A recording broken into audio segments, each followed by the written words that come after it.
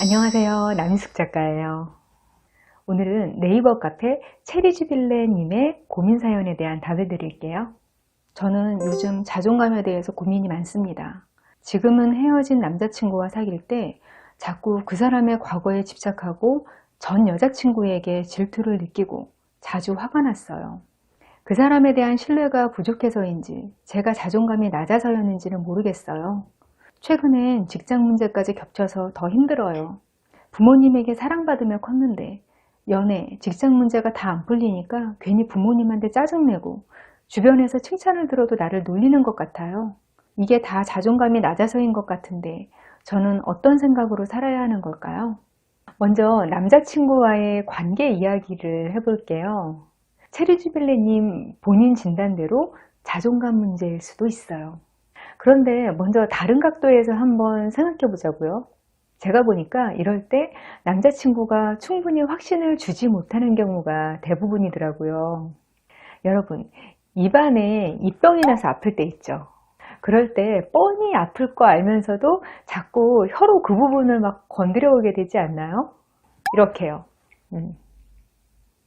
이거 예전에 저만 그런 줄 알았더니 아니더라고요. 우리는 왜 그러는 걸까요? 고통을 즐기는 변태도 아닌데요. 그게 안 아프길 바라니까 자꾸 건드리는 거예요. 자꾸 건드리다 보면 어느 순간 안 아플 때가 오지 않을까 하는 기대감에서요. 남자친구의 과거에 관심을 자꾸 가지고 집착하는 것도 마찬가지예요. 이 사람이 충분히 나를 사랑하는 걸까? 예전 여자친구한테도 이 정도였을까? 혹시 예전 사람에 대해서 미련이 남아있는 건 아닐까? 이런 의문이 입병처럼 마음 안에 남아있으니까 자꾸 건들면서 집착하는 거예요. 과거 일을 자꾸 접하다 보면 아니라는 확신이 드는 그런 순간이 올지도 몰라 하는 기대를 하면서 과거를 파는 거죠. 내가 아프면서도 말이에요. 대개는요, 남자친구가 애정에 대한 믿음을 줬다면 저절로 현재에 집중하게 되죠. 연애할 때 한창 서로가 좋으면 정신을 못 차려요. 그 사람 과거에 눈길을 돌릴 정신이 없어요. 연애하는 모든 사람들이 상대가 정말 좋아서 연애를 시작하지는 않아요. 그냥 애인이 필요해서 연애 관계를 유지하는 경우도 많아요. 그런 사람들이 연애를 하면서 상대를 계속 불안하게 만들고 그걸 상대방 탓으로 돌리고 해요.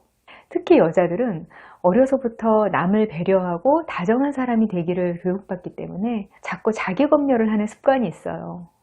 남친이 나한테 믿음을 못 주는 건데 내가 집착이 심한가 봐. 자존감이 낮은가? 이렇게 생각할 수도 있다는 거죠. 이 상황에서 체리주빌레님은 몇 가지 체크를 한번 해보세요. 첫 번째, 이런 일이 계속 반복되는가? 몇 번을 연애해도 계속 같은 행동을 반복하고 누구를 만나도 과거에 집착을 한다? 그러면 자신에게 문제가 있는 건 맞아요. 그런데 사연 내용으로는 경험이 한 번인 걸로 짐작이 되기는 해요. 두 번째, 연애 초반에 있었던 일인가? 아니면 사귀고 시간이 좀 지나고 집착이 시작되었는가? 남자친구의 태도가 잘 드러나지도 않는 연애 초반부터 그러셨다면 본인 문제일 가능성이 크긴 하죠. 이 두 가지 경우에 다 해당이 안 되신다면 그냥 그 남자와 인연이 아니었던 거지 그것 때문에 나한테 문제가 있나 그렇게 생각하면서 나 자신을 기죽이는 일을 하지 않으셔도 될 것 같아요. 자존감 문제는 전후 관계가 애매할 때가 많아요. 남친의 전 여자친구한테 집착하는 모습이 자아가 불안정해서 나타난 일일 수도 있지만요. 반대로 오히려 그 일 때문에 위축되고 자존감이 다친 것일 수도 있어요. 어떤 게 먼저였든 간에 지금 본인이 자존감에 적신호를 느끼고 있잖아요. 그럼 자아의 힘을 키우는 게 우선이기는 하죠. 자존감 문제도 그렇고 우리 인생 문제도 그렇고 뭐든 나쁜 건 한꺼번에 덩어리째 오는 경우가 많아요. 연애 문제가 꼬여서 위축돼 있을 때 직장 문제도 잘 안 풀리고 가족과도 사이가 나빠지고 친구들과의 관계도 잘 안 되고 그렇게 되더라고요. 그러면 나한테 문제가 있는 거구나 싶으면서 내 근본을 의심하게 되고요. 나를 더 자책하게 되고 그냥 내 인생이 총체적으로 잘못됐구나, 노답이구나 그렇게 느껴지기 쉬운 거예요. 이런 게 한꺼번에 오니까 참 인생이 가혹하구나 싶기도 한데요. 한편으로는 그렇기 때문에 좋은 점도 있어요. 하나 풀리면 다 풀리는 경우도 많거든요. 그러니까 연애, 결혼, 직장, 가족관계 이런 게 다 꼬이면 다 끌어안고 속 끓이지 마시고 그중 하나만 먼저 풀어야겠다 하고 생각해 보세요. 그리고 뭐든 거기서 벗어날 수 있는 시도를 해보는 거예요. 그냥 하는 거 말고 전에 해보지 않았던 새로운 시도를 해보세요. 여러 면들 중에서 저는 나 자신에게 투자하는 쪽으로 노력을 해보시면 좋겠어요. 살면서 쭉 보니까요. 남자한테 투자하는 것보다는 나한테 투자하는 게 실패해도 남는 게 있어요. 연애나 인간관계는 투자하고 노력해도 가시적으로 성과가 잘 안 나오잖아요. 노력에 대한 배신이 가장 적은 쪽이 그나마 나 자신의 배움이나 성장에 투자하는 쪽이에요. 직장 문제가 잘 안 풀리고 있다고 하셨잖아요. 분명히 이제까지 노력을 하셨을 거예요. 그렇지만 어떤 식으로 노력하겠다 하는 관점을 바꿔보세요. 분명히 시도하지 않은 면들이 있을 거예요. 지금은 할 만큼 했고 뭘 어쩌라는 건가 싶을 수도 있는데요. 뭘 더 하라고 말씀드리는 게 아니에요. 시각을 살짝만 틀어보면 이제까지 안 보이던 길이 보일 거예요. 이게 안 보일 것 같아도 안테나를 세우고 관심을 가지면 발견이 돼요. 그러다가 내가 이런 노력을 한번 해봐야겠다 하는 생각이 들면 결과를 너무 바라지 말고 돛 닦는 기분으로 쭉 하세요. 결과보다는 과정이 중요하다. 이 말 엄청 현실과 동떨어진 말처럼 보이잖아요.